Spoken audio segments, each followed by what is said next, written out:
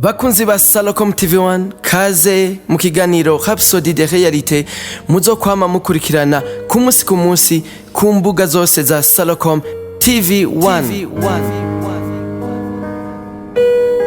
Shalom shalom. Turi ku munsi wa gatanu igenekerezo rya 13 kwezi kw'icenda umwaka wa 2024. Ndabaha ikaze mu kiganiro Rhapsodie de Réalités muragishyikirizwa na Belize Nshimirimana. Imbere yuko dutangura ikiganiro Rhapsodie de Réalités, reka ndabibutse yuko kigizwe n'ibice bitatu: ijambo ry'umunsi, ijambo ry'Imana biri kumwe n'insiguro, igice cya nyuma ni igice cy'isengesho no kwakira umwami Yesu Kristo nk'umwami n'umukiza. Ndabahaye rero ikaze mu kiganiro c'uyu munsi. Ijambo ry'umunsi riravuga guha agaciro imishaha y'abantu. Ijambo ry'Imana ry'uyu munsi turisanga muri Matayo ikigabane ca 18 ku murongo wa 11. Haravuga ngo kandi umwana w'umuntu yaje gukiza icyari cyazimiye. Ikintu Imana ifata nk'igikomeye cyane cy'agaciro ni imishaha y'abantu. Niyo mpamvu Yesu yaje akanatanga ubuzima bwiwe. Bibiliya ivuga ngo kuko urukundo Imana yakunze abari mu isi ariko rwatumye itanga umwana wayo w'ikinege ngo umwizera wese ntazapfe rubi ariko ahabwe ubugingo budashira. Biri muri Yohana igice cya 3 ku murongo wa 16. Ntiyaje gucungura imisozi, imitumba n'ibimera vyiza vyo mw'isi. Ivyo yaremye naho ari vyiza cyane bikanagira n'agaciro, ntivyabaye mu ntumbero nyamukuru yatumye Yesu yemera kwitanga. Yaje gukiza abantu, abagabo, abagore, abahungu n'abakobwa. Ubuzima, urupfu n'izuka vyiwe vyari bihagaze ku rukiza rw'abantu. Ico gikorwa cy'urukundo kigaragaza agaciro kadasanzwe Imana iha buri muntu wese. Dukwiye kubishira mu mutima tukabaho tuzi ko buri muntu wese Imana imuha agaciro kadasanzwe. Nimwabaho mutahura ivyo bizotuma ibikorwa vyanyu, ingingo zanyu n'ivyo mushira imbere biba ibibereye. Bizotuma muba mu ntumbero irashe muziko mu vyanditswe hari igitigiri cy'imishaha kizwi kandi gitegerezwa gushika mu minwe y'Imana imbere y'uko Imana iza gutora ishengero.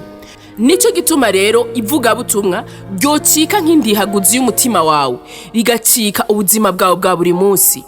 Mugume munezerewe no gusangiza ijambo ry'Imana n'abandi, mubihe umwanya mu kwitanga, mubishiremo inguvu zanyu n'ubutunzi bwanyu. Mumenye agaciro kadasanzwe ka buri mushaha, hanyuma ufata ingingo yo gukora ibishoboka vyose ngo mushaha urokoke ukora icyo Imana yawuhamagariye. Musengera agakiza k'imishaha mw'isi yose. Mwibuke ko muri Petero wa 2 ikigabane cya 3 ku murongo w'9 havuga ngo ntigomba ko hagira abahona ariko igomba ko bose bihana.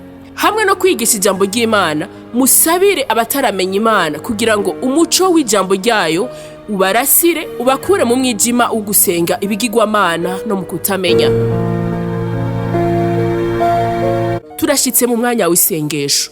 Data, mu gihe abana bawe bagiye kwigisha ijambo ryawe uyu munsi, imitima y'abantu iruguriye ngo yakire ubutumwa bw'agakiza kabo, barabohowe ku bushobozi bwa Satani kugira babone kwinjira mu bwami bw'Imana. Ndatuye ko muri buri gihugu ivyatuma ijambo ry'Imana ritumvigwa biracitse.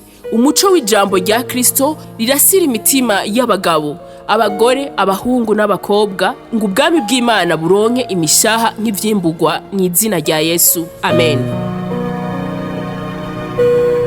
Reka turangirize ikiganiro cacu ku isengesho ryo kwakira umwami Yesu Kristo nk'umwami n'umukiza. Mwami Imana, ndizera n'umutima wanje wose ko Yesu Kristo ari umwana w'Imana.